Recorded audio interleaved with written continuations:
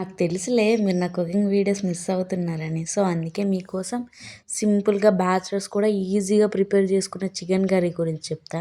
Simple ఇంగ్రీడియెంట్స్‌తో మంచి taste వచ్చేలా చెప్తాను.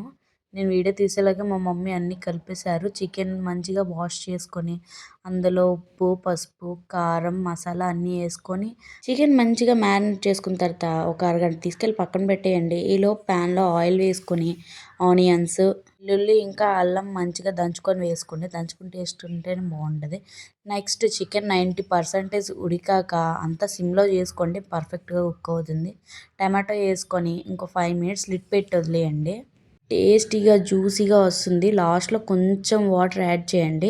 ఇందులో మనం ఉప్పు కారం ఏం యాడ్ చేసుకోవట్లేదు, ఎందుకంటే మ్యారినేట్ చేసినప్పుడే అందులో వేసేసాం కాబట్టి. ఇదైతే నా స్టైల్లో చికెన్ కర్రీ. నేను ఎప్పుడు ఇలానే ప్రిపేర్ చేస్తుంటా.